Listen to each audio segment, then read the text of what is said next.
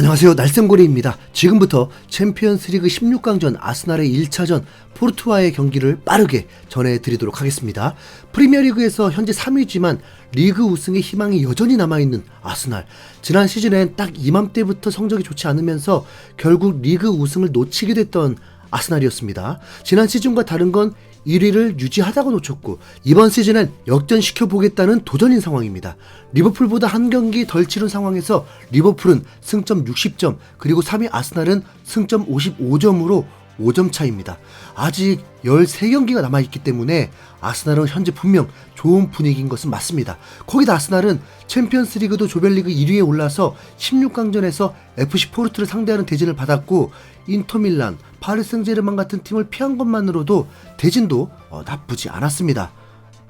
부럽다. 네. 지난주에 챔스 16강 팀들의 6경기가 먼저 치러졌고 이제 오늘 남은 2경기가 치러지면서 아스날 대 FC 포르투와의 경기가 열리게 되었습니다. 아스날은 최근 5연승을 달리면서 21득점 2실점이라는 미친 상승세를 보여주고 있었다 보니까 자신감이 넘쳐 있었습니다. 13년 만에 FC 포르투를 상대하는 아스날은 4-3-3 포메이션으로 라야 골키퍼, 키비오르, 마갈량이스, 살리바, 벤화이트, 하베르츠, 라이스, 웨데구르, 마르티넬리, 트로사르, 사카가 선발 출전하게 되었습니다.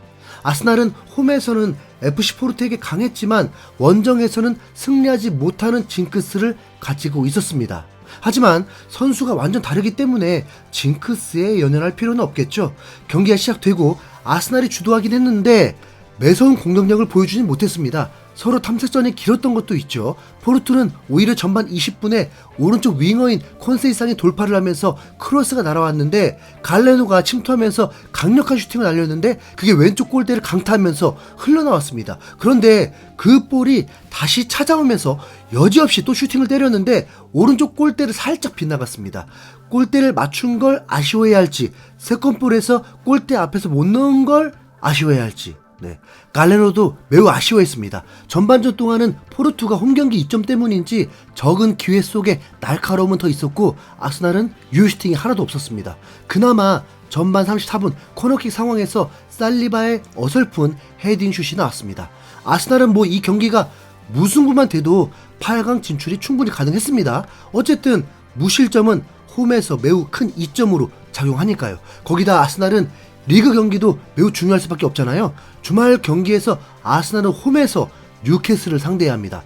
지난 시즌 결국 후반기 체력 문제 때문에 성적이 부진하면서 우승하지 못한 걸 또 겪어선 안 되죠.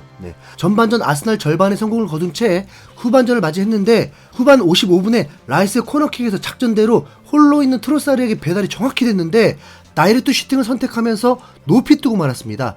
아스날에게 가장 큰 기회였다고 보면 됩니다. 아스날의 포르투 원정에서 약하다는 징크스가 그대로 이어지는 분위기였습니다. 하지만 0대0 무승부가 되면 아스날은 더 웃을 수밖에 없었습니다. FC 포르투는 최소 챔스 16강은 진출하는 단골 손님인데 실제로 UEFA 랭킹에서도 아스날보다 FC 포르투가 더 높기도 합니다. 그런데 최근 챔스에서 FC 포르투를 꺾은 팀은 챔스 우승을 해버리는 기록이 있다 보니까 아스날은 혹할 수밖에 없죠. 경고들이 많이 나오긴 했지만 그만큼 잘 막아서 내겠다는 의지이기도 했는데 경기는 특별한 상황이 없었다 보니 후반전 추가 시간이 4분밖에 주어지지 않았습니다.